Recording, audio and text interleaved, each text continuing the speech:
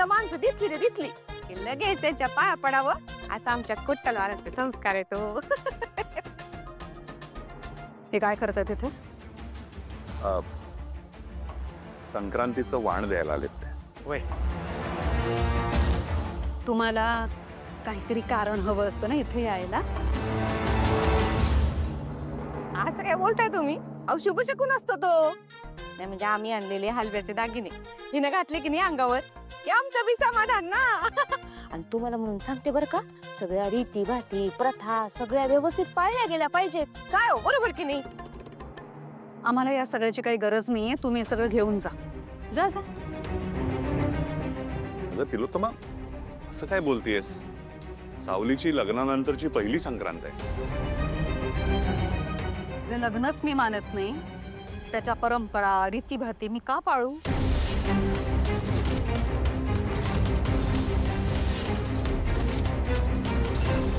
तुम्हाला हे द्यायचं होतं ना, क्या करता चालायत ना तुम्ही, दिलत ना, मग निघा होता.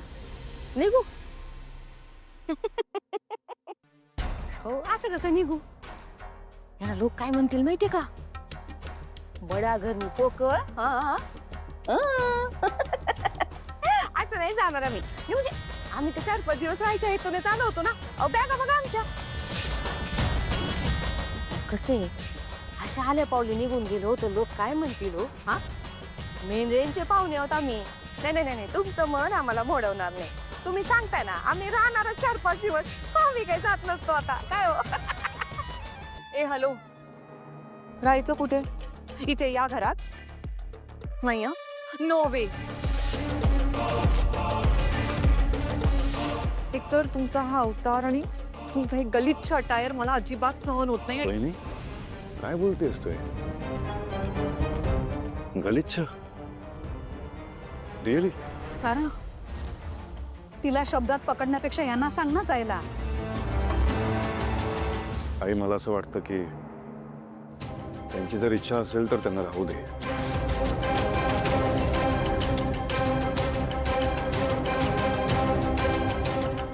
आम्ही पण त्यांच्या घरी राहिलोच होतो ना.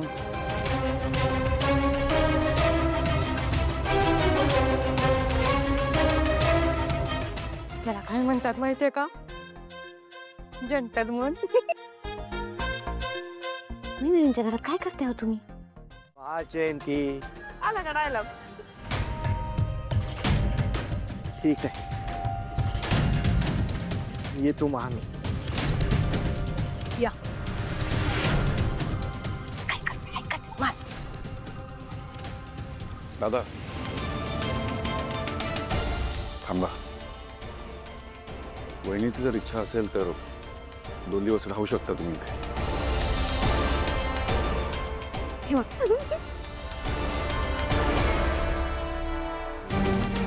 आई, माझं ऐकून घे. आई,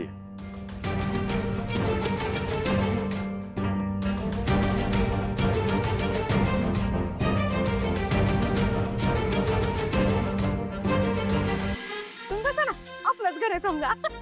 छान ग. तुम्ही काही काळजी करू नका. सारंग सगळं सांभाळून घे. बसा ना तुम्ही. घ्या चहा घ्या. बसा बसा बसा तुम्ही.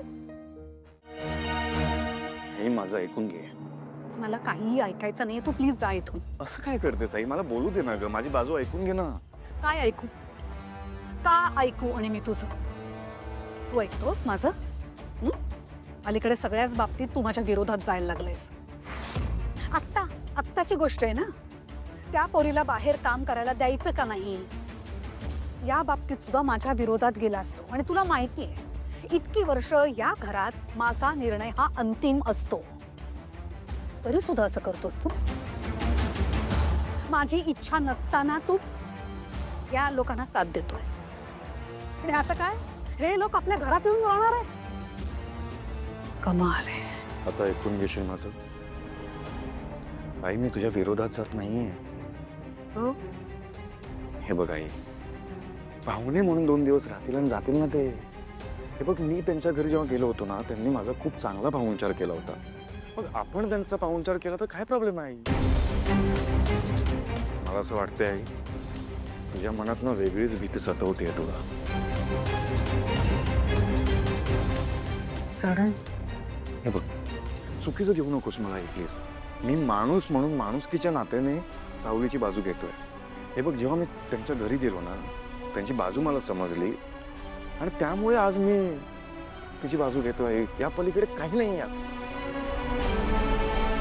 मला कधी कधी वेगळीच भीती वाटते रे. मला असं वाटतं एक दिवस माझ्याकडे येऊन सांगशील की मी हिला बायको म्हणून स्वीकारते. आई, अगं असं काही नाही. अगं कसं होईल असं? तिला बायको म्हणून कसं स्वीकारेन मी? सांग ना मला, तूच सांग. आमच्यात असं काय आहे? असं काही वेगळं नातं आहे का? किंवा काही असं बॉन्ड आहे का? काही कॉमन गोष्टी नाही आहेत. आई, तू खूप विचार करतेस, कळतंय का तुला?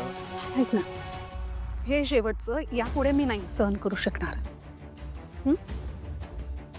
यापुढे असं नाही वागायचं. मला हेच करत बसायचं नाहीये. मला आयुष्यात आणखीन खूप कामं आहेत. कामाचे, बिझनेसचे व्याप खूप आहेत माझ्या पाठीशी. आणि हे सगळं ना केवळ मी तुझ्यासाठी सहन करते, तुझ्यावरच्या प्रेमापोटी.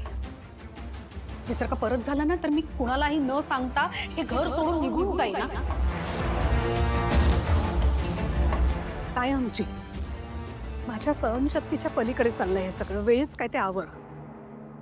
असं काही नाही होणार आहे. आणि असं हे घर सोडून जायची वगैरे भाषा परत नाही बोलायची माझ्यासमोर. आई, तू निर्धास्त राहा. उगाच हे भलते सलते विचार करू नको. तुझ्या मनाविरोधात काहीच होणार नाही, हा माझा शब्द आहे. ठीक आहे?